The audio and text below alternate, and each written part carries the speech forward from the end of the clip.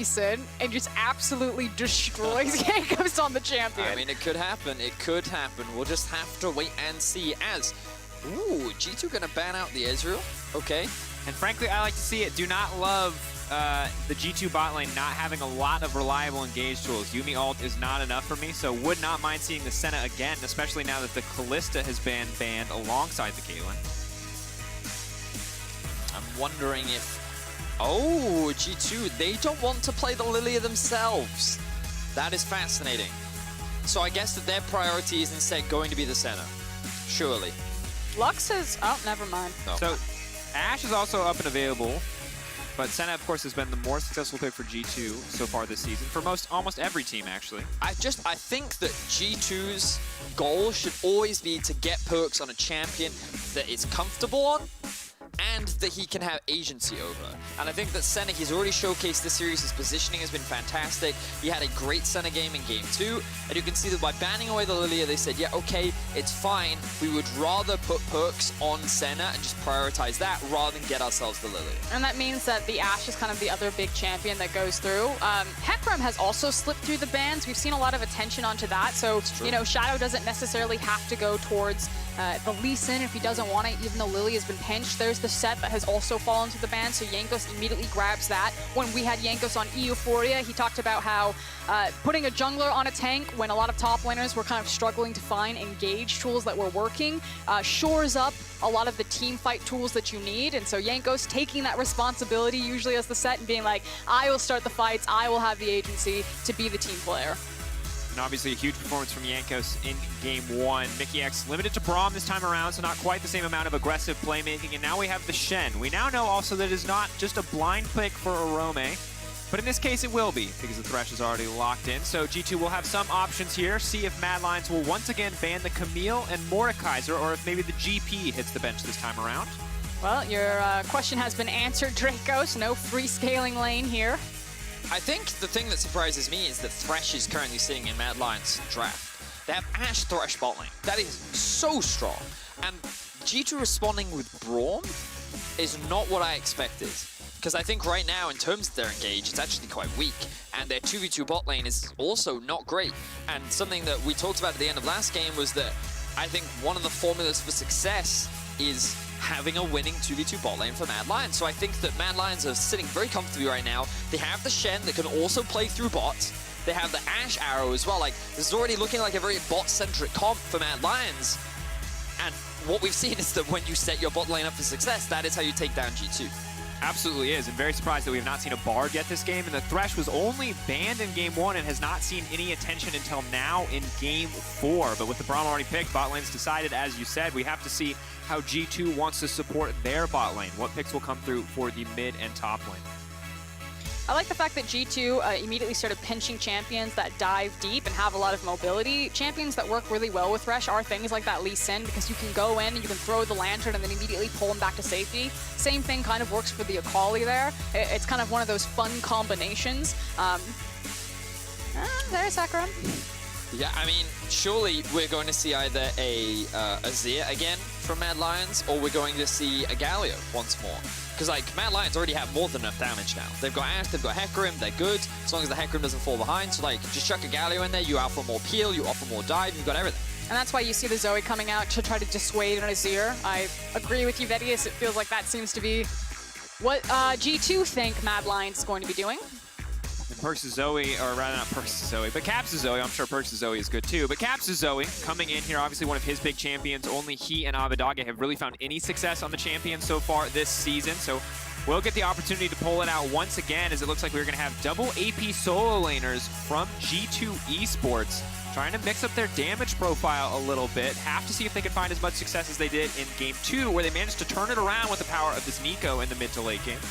I think that's a bit dangerous from G2. It's pretty easy to itemize against them, and they frankly really need to outplay here. With Humanoid then grabbing the Twisted Fate, you can already see kind of the global pressure that MADLIONS composition can throw out. Ashe, Twisted Fate, Shen, the mobility of Hecarim. It's a very disgusting composition. Frankly, I feel like just looking at draft, we might be looking at a potential Game 5. I really like MADLIONS comp. I think it's super strong. I think one of the biggest things is going to come from how well can Humanoid get outside of lane.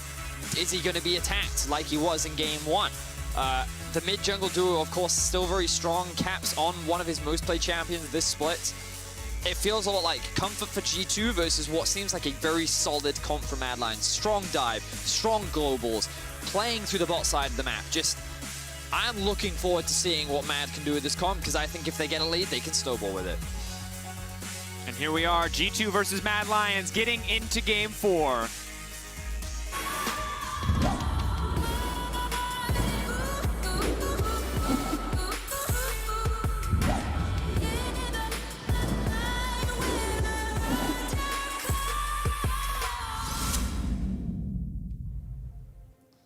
MADLIONS grouping up, looking for a strong level 1 to get them started here in Game 4. One more win takes them to match point and silver scrapes. Remember, a Worlds spot on the line. Loser will drop down to the lower bracket, have to fight their way back up to the finals. Of course, as a reminder, if Fnatic lose tomorrow, both of these teams will qualify for Worlds because of how our playoff bracket works. So neither team will be knocked out, but the winner will guarantee that World spot, which is, of course, very important for both these teams that have been working for Worlds for the entire year.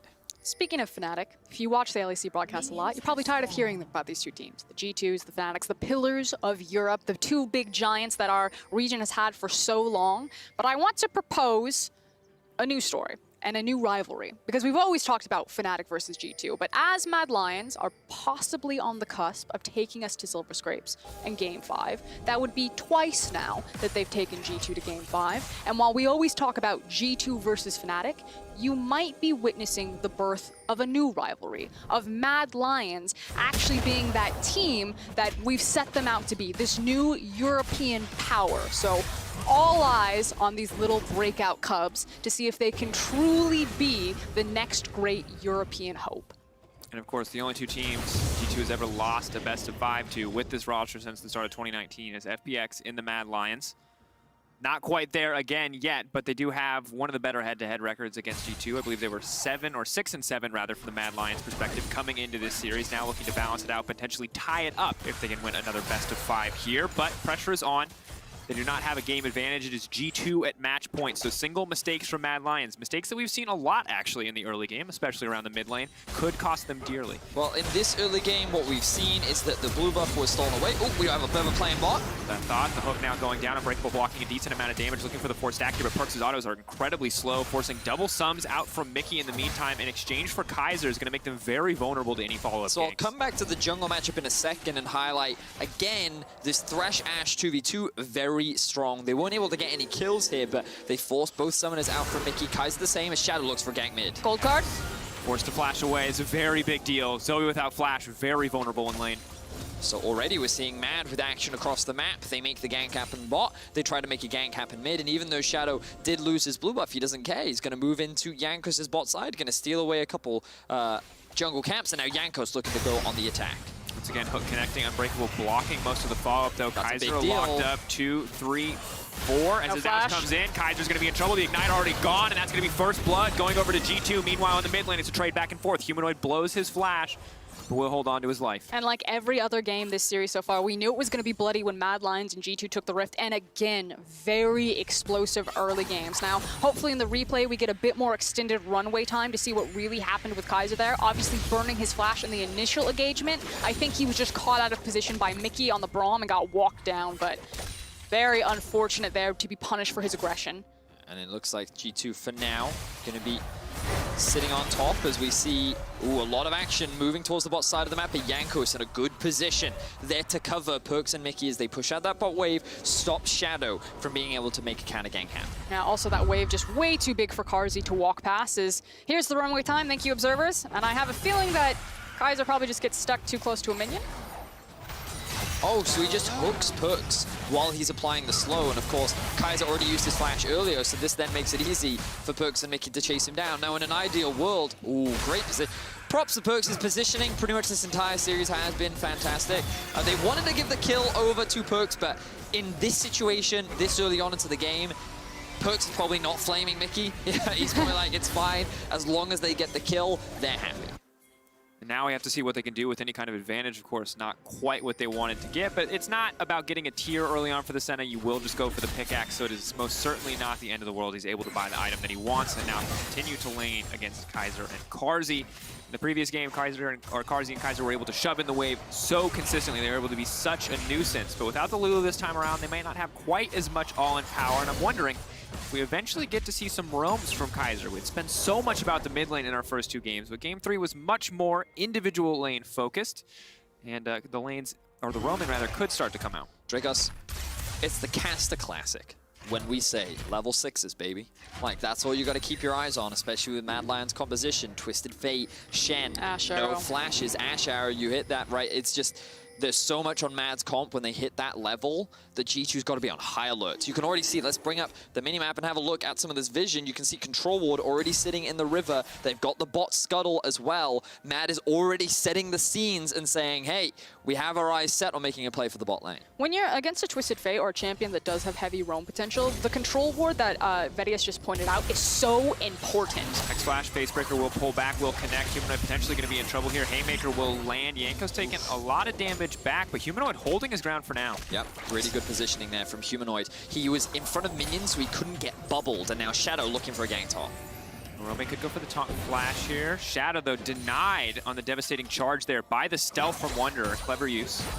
And now we have a moment where Mad are just going to crash this wave. Yanko's making sure that Wonder's probably not going to get dove. Using Blast Cone, though, he's going for the gank. Double snare, that's so much CC. Now they're going to be in trouble. That is the power of this champion. The pullback. Rome now trying to run to safety. Facebreaker, where's it going to go? Yanko's waiting, trying to find 2 kills, but it will just have to settle for 1 as a Rome gets knocked down. On the very tip of his fingers right there, Yanko's manages to find Shen, pull him back. So good cover from G2. They gank mid lane. They immediately run to the top side, find the kill, and are starting to alleviate a lot of this pressure that MADLIONS are throwing. And that level 6 now gets delayed because Humanoid, he doesn't have the HP to look for the roam. Arome also forced, well, he's dead. And we see Wonder getting the outplay here. Shadow and Arome is basically just trying to push in the wave so Arome can look to a reset so they can make this level 6 play happen, but then the double binding into the ultimate, into Yanko showing up. Beautifully executed there by Wonder, and you can see why this is a comfort pick for Wonder and why he does so well on the champion. And G2 are so confident in this play that you see Wonder, or Yanko's rather, waits on the E because he's hoping he can hit both the Hecarim and the Shen to find the double. Of course, only grabs 1, but a very solid start for Yankos. Now, 1 kill up in the jungle matchup has to be feeling good. It's kind of one of those situations where unless Nico's just like popping up everywhere in scrims, she's kind of a champion that you forget what they do, or you kind of forget how the matchups work because you don't see her as often. And then you get caught out by things like that where you're just not thinking. Because the thought process for MADLIONS was clear there. They're like as Betty is saying, crash the wave, get the back. But because you're against a Nico, that binding just ruins your whole day.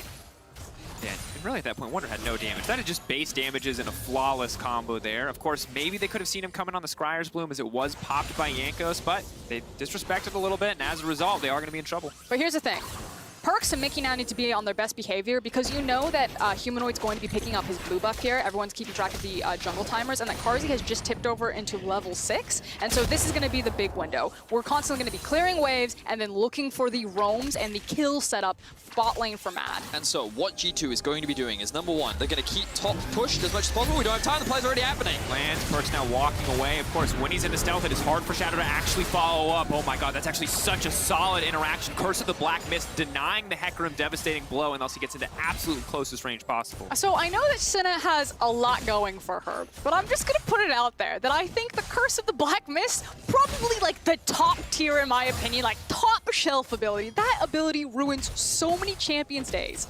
And I think that in that situation, it's what really helped G2 able to get out of that situation, but also the clutch exhaust from Mickey mitigating so much damage and slowing Shadow was pivotal in allowing G2's bot lane to get out with their lives. But the other big thing, and this is why I wanted to bring up the minimap, was top is permanently being pushed in, and so is mid lane, which makes it so hard for Mad to actually utilize their globals, because if they ever do, they're either losing all their HP or they're going to lose so many plates for it. So G2 are trying to utilize their strong soul laners, as we see another play in the mid lane. Good side set there coming in for Yankos. And Vedius, I think it's a really good point because when we first saw the Nico come out, Matt absolutely demolished it with the Camille Galio combo. So they actually haven't gotten a really good sample to set expectations for what this champion can do. And now that Wonder's ahead and Arome's stuck on the Shen instead of the Camille, he doesn't actually really have any options to contest this wave up against the Nico.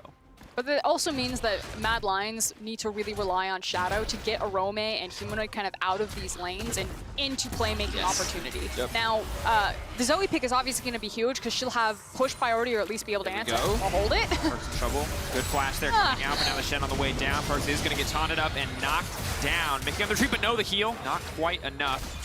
Mickey will now retreat. Arrow now coming in. He's going to have to flash out to safety. Meanwhile, Nico pushing on the top side, but a solid play kicked off there for Mad Lions. As we were just talking about, you need to get the Shin and the Twisted Fate out of the lane phase because they're never going to be able to contest the priority. Mad Lions found their window. In response, though, G2 picked up the Herald, funnel all of this gold into Wonder. This is no longer the 0-4 Nico that we saw in the previous game. This is Wonder who's going to be on clock, if not ahead of clock with this Herald behind him. And this is why the pushing lanes was so important. You can see even in the mid lane, look at Caps continuing to push, they found Shadow. Oh, sleepy. Whoa, anti-synergy. Oh, Yankos, my dude, you gotta wait for Caps to land the Q there. Otherwise, no damage is going to come through. So Shadow forced to use his ultimate, and Wonder, he's going to get himself another tower. But again, this is why the pushing waves are so important, because the moment this play happens, sure, Perkz lost his life, but he lost his life for the team.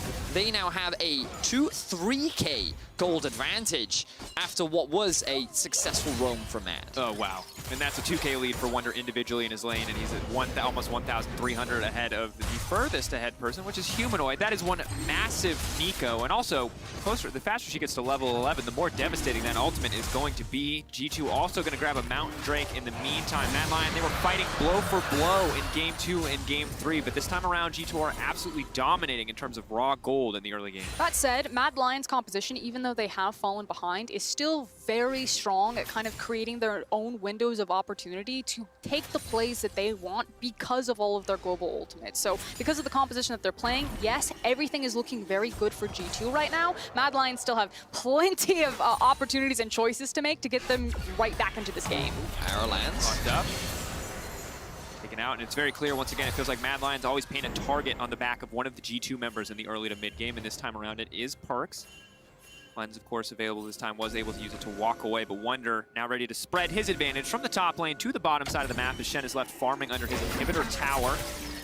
Wonder can start to walk forward here. Lantern there to pull Carzzy out, waiting as long as possible before taking it. So, okay, Wonder is... So could we very quickly look at the Shen in the top lane observers? Because I believe he should be setting up a freeze right now, and his whole goal here is to try and maintain the wave here so that it doesn't push back towards Wonder, he gets no farm, and Arome can get back into the game. What's interesting is how Wonder now uses his time. And what we've seen is that Wonder's now roaming into the bot to help take down this tower and secure more plates for his team. And because it forces Mad into a numbers disadvantage. Oh no, that is one big Nico meet. Oh, cool, the highway now coming out there for Mickey X. Yanko's now pursuing in, and Carzzy will get taken down. Arome didn't have his ultimate there. He had to TP in, and now he's stuck in a very awkward spot. Oh, he's marked up 3-4, suplex down, knocked. It's going to be one sleepy Shen. He's going to be one dead Shen in a second. Surgical play on the Surgeon Shen from G2. Mad Lions are not having a good time with their teleports this series. It has been a very rough day. Obviously, Arome immediately regretted that one. As you said, Verius, he didn't have the stand united, and if he had, maybe that situation doesn't turn out as favorably for G2 as it did, but you were just talking about the freeze, how it gave space for Wonder to use the numbers advantage across the map, and then it's just on the team to be proactive enough to punish it. Yes, if you freeze, you deny a lot of gold, but you need to account for the fact that Wonder's not just going to sit up there and watch you freeze the wave. Yep. He's going to have a champion like Nico that can set up those dives and still be devastating on the map. And what's crucial is Caps went with him. It was not a 4-man playbot, it was a 5-man playbot. They committed all of their members down there because there are still a lot of plates, and it was the only way that they could force these kills and plays to happen. So they lost a couple of plates mid. Humanoid was able to get some experience back, some farm back, which was great for him, but at the end of the day, Mad got punished for trying to freeze that wave there. So really well played by G2. Now they're looking to play on a Perkz. Perkz caught out the chain CC flawless from Mad Lions, looking to burn him down as quickly as possible. Mickey there, not quite fast enough. The Unbreakable will not body block the final shot there, and he will get taken out. Really Still good pick. Constantly abusing G2's greed. That's multiple times that G2 members over the course of the series have been caught greeding for waves. In particular, great vision control also from Mad. They have complete control behind that dragon pit. They just stood in fog of war, waited for Perkz to step forward to the wave and said, thank you very much. I'll take that one. Brutal. Perkz, of course, still doing fine, all things considered, just scaling really at this point in the game, but can't afford to fall too much further behind. He's giving a ton of gold over to Carzzy. Hook will just barely not connect, but MADLIONS will be able to break this bottom lane tower. I still think it's just huge credit and compliments to Carzzy and Kaiser because they're able to create advantages for themselves without access to a Shen ultimate, a Hecarim, and a Twisted Fate. As we've been talking about, Twisted Fate hasn't gotten to roam. He hasn't gotten to use the Destiny in any other lane, so finding those picks is actually really crucial. This, however, speaking of greed... X-Flash available, Chilling Smite on the way. No mana for Carzzy. That's going to be a big deal, but Kaiser can just play him back and use the box as well. The suplex back down, though. As they're going to try to buy a bit more space, but he cannot connect. Now the rest of the team now coming in. Jankos, though, he's already used the grid. He's going to be very squishy, but they cannot quite kill him because an Unbreakable comes in at the perfect time. He's going to hit 3 members with the ultimate. No, Carzzy with the sidestep will survive, but here comes Caps. Big damage as he flashes in. 3 stacks, 4 onto Humanoid. He will get stunned, but he will go back under the tower. Perkz trying to heal up Mickey, trying to keep his support alive. Big shield across the entire team. Carzzy stepping forward once again will sidestep the snare. That's going to be massive. An absolute brawl on the bottom side, but not too many deaths in the end. Such a great play by Mickey and Perkz in particular to turn that play completely around there. And I'm kind of just reeling that more people didn't die. That was... Oh, here we go. It's not done. We thought the play was over, but now it's just MADLIONS turns. Mickey X and Perkz absolutely caught out here. Die for your support, Perkz. No real chance to retreat on this one. Perkz just next on the list. Just point and click him down. Gold card and wild cards to finish the job. Okay. I don't think Perkz had to run into the bush. I think he could have just died. You've died together. Mickey could have just gone away.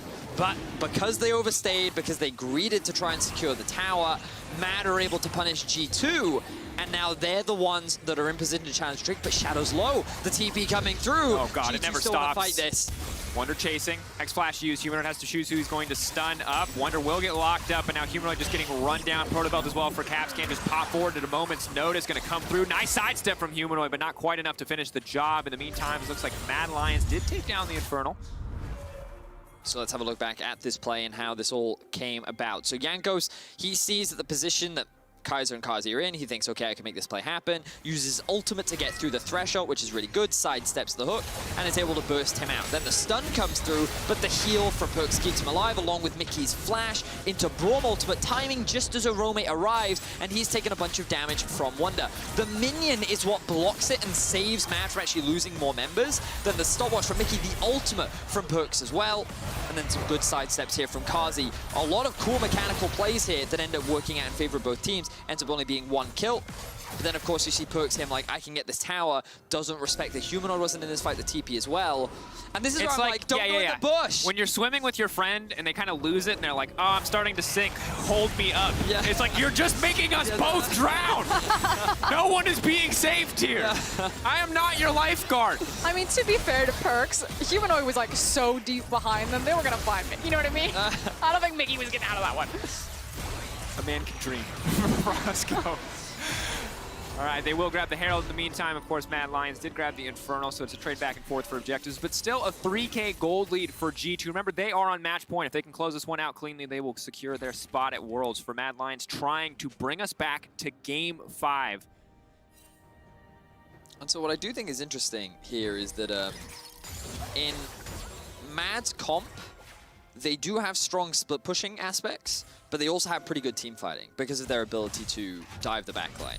Now, of course, Twisted Fate in team fights is always a bit of a weird one because he can either be really valuable depending on his positioning, or he's just very awkward. We have a scale. You're either a nemesis or a messiah. I mean, yeah, there's good damage. Caps is here, though.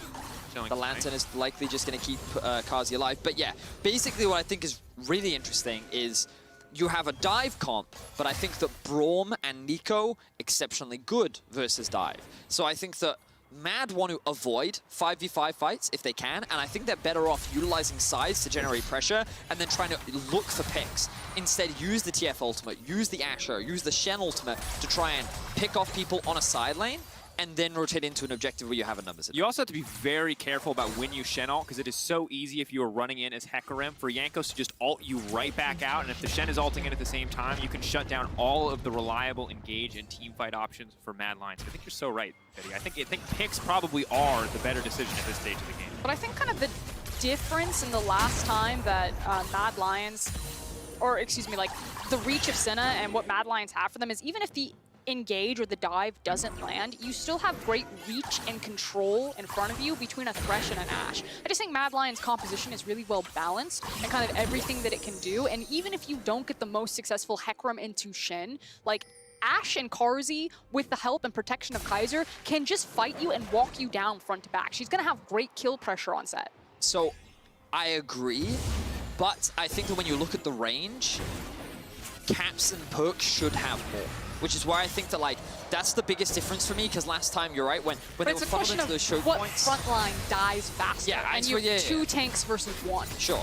And I think that I think the Zoe pick is what really changes a lot for me, because I think that her range is kind of unrivaled, and like, Shadow's like, I'm ready to start a fight, and then all of a sudden slapped by a bubble, and you're like, I'm no longer ready to start a fight, right? And so that's one of the biggest things for me, and again, it's also in the hands of Caps, and this is one of his best champions, so that's probably going to be one of the biggest champions that I keep my eyes on when we look at these fights and these neutral objectives that are going to be coming up in the next few minutes. Cap's no stranger to that kind of pressure. His Zoe, more often than not, is stacking Medjais. At this point, it is just a Dark Seal. We'll have to see if he wants to tick over to the next tier, that item. Important to note as well, Wonder with the Glacial Augment now has 2 item actives to go for, so Carzzy and Kaiser, as strong as they are, have to be careful about where they position. Could be very easy to catch them out. Kaiser consistently staying very far back from Carzzy to make sure he can use that Lantern to take him to safety.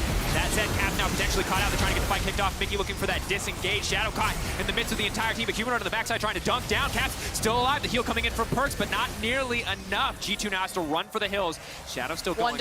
Wonder coming in. 3 stacks, not quite going to find the 4th. They tick away. Jankos will go down. Wonder wants to find something. He's going to have to use the ult shortly just to save alive. A nice flash taunt comes in. Wonder going to be in trouble when Mad Lions grab a kill, and just like that, only 1K difference in goals. So well played there from Mad Lions as Caps is trying.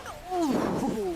Okay, that was a little bit too close for comfort. Caps on Zoe. Need to remember that one. Carzzy, though, playing like a madman. That is the aggressive Ashe that I like to see. Mad are going to come out ahead in this fight as well. A much-needed team fight win as they look to secure themselves the 3rd Drake of the game. Beautiful stuff, and a lot of it just comes off the back of punishing Cap's position there. He was the one that got caught out first. He was the one that had to use his flash very early on, and he was one of the players that we were going to be watching. And because he gets caught out here, this is where Mad Lions were able to turn it into such a successful fight. And obviously, you can be that far forward down the lane when you're playing with the Lantern just like that. And as you said, G2 trying to take the pick onto Carzzy as he's playing with fire around the Lantern, then opens them up to get engaged on by the Hecarim. But we talked about kind of the front-to-back fighting, and even though this fight is messy, ultimately Carzzy is not under any sort of threat and pressure right now, and he has the damage and the confidence to step forward and to cut through the tank line. Mickey and Jankos all falling down there, and then a sick flash taunt from Arome to then hand off Wonder. And it's important because when we talked about G2's ability to disengage any kind of fight, we talked about 2 things, Vedius. You talked about the Braum, and you brought up the Nico as well. And the Nico just was not there. You can see only 462 damage in the fight. Meanwhile, Carzzy, as you said, Frost, monster performance in the fight. Well, the numbers most certainly back it up. 4,400 damage coming out from this Ashe. We're in for another very close game. Mad Lions fighting to take us to Game 5, whereas G2 looking to secure themselves a spot at Worlds and move on to face the winner of Rogue versus Fnatic, which will be happening tomorrow. Right now, with the Rift Herald, they're using it to push bot, and they're threatening the base of Mad Lions. So I think it's about kind of reorganizing yourself for G2, not necessarily trying to force the 5v5 of the fights, but making the most out of the siege potential, which is why anytime that they have the Herald with a Zoe is always going to be quite devastating. Goes in, he's trying to buy space. That's so many towers taken down. Humanoid in the meantime is split pushing in the side lane, but that bot tier 1, or bot inhib tower rather, is just so low. If G2 find another push down there, it should be easy to take down. Humanoid though, getting more farm, getting more time to himself to scale up. I mean, in my opinion, Twisted Fate doesn't get ultimately that much stronger. I mean, obviously, getting things like Azanya's Hourglass is going to help with kind of his playstyle and how he wants to play out the map as well as the team fights, but it's not like when you're funneling farm onto a Twisted Fate that he has the potential to just 1v9 a game like other hyper carries in our game. I think one of the scariest things about Twisted Fate is his ability to take towers so quickly in a side lane. And, you know, the more AP that he has, the faster he can take those down. But I agree with you, Frost. When I look at, like, team fights, I think Twisted Fate is one of the champions that's just so difficult to play, and positioning is going to be extremely crucial. So I'm looking forward to seeing that we've had some intense fights already this series. That The kills are very even, the gold is very even, itemization very similar, very comparable across the board. I think the biggest player I'm looking at right now is Wonder, with the Leandry's done, with the spooky ghosts and the frozen hose. Everything's kind of coming together for Wonder, and he has the ability to pretty much just single-handedly win a team fight, depending on how many targets he can land that ultimate onto. And it's going to get easier and easier for him to land if they continue to group up. Once again, the Glacial Augment makes it so difficult for the team to play against. G2, a hard team to escape, but I think, remain to a certain degree on Caps to try to find these picks, to try to find these opportunities. But with the ghosts coming out, G2 are going to get a lot of free vision, a lot of free information. We'll find out that the entire bottom side is uncontested, can set up a bit of vision there. Still 2 minutes away from the next Drake. Neither team on sole point, however, as Perkz just starts to poke his head over the wall and see what he can find. And that's what we're in position to do for G2 right now, is you're fishing and you're acquiring deep vision while you wait for bigger objectives to spawn. So obviously Baron is in play, but it's not the fastest Baron taking team. It's more about playing around Fog of War or pockets of darkness where you can find those big picks. He's going to get hooked here. Immediate cleanse coming out, though, courtesy of the Summoner's Spellbook. Fat damage down onto Carzzy. That's going to be a big start. Shadow now immediately going to take that as his cue to get things kicked off. Carzzy still alive on the backside, but he's so incredibly low. Wonder going to find two immediately. Humanoid's here, 45. but it's too little too late. Humanoid showing up, but just like that, he's going to get slept. Oh, no, this cannot be how it ends. G2 absolutely obliterating Mad. One small mistake, and G2 pounce on it, looking to turn it back. Carzzy finally here on the backside, but he's the last man standing. 5 members of G2 strong as they push to the base, and they might just end the game just like that, neck and neck, but G2 are poised to end. In the blink of an eye, G2 go from being even to staring Carzzy down in the eye and being the lone man to hold the G2 onslaught as they look to end the game. Pushing in, breaking down the base. There are no new rivalries today, no new challengers. G2 remain unstoppable, undeniable, and they will find themselves a spot at Worlds 2020 and the upper bracket match. Wow. Bit anticlimactic, if I'm being honest. I wasn't expecting the game to just end right there. Like, they're fishing for vision. They're like, we could siege. They find Carzzy, game over. It was Caps again. Like we talked about it. Like I was joking about the Hecarim, you know, just like, oh, I'm ready to engage, get slapped by a bubble, maybe I'm not. And then it was just the Ashe. Ashe just takes a Q, a knee to the face, then the Sen ultimate on top, and then like Ashe is out of the fight, and then all of a sudden Gigi's like, okay, well I guess we're gonna start a fight then. Just unbelievable. I can't believe that. And that's all it takes, though, right? And that's the strength of Zoe that we always talk about, but we so rarely see, is that one bubble, that one shot, that one, you know, paddle star that is going to change a game. But because Humanoid's not in position, because Shadow's maybe a little bit too quick on the trigger, coming in on the flank, there's no recourse. And yeah, when you win a team fight like that, you don't need a Baron to end the game. I will also credit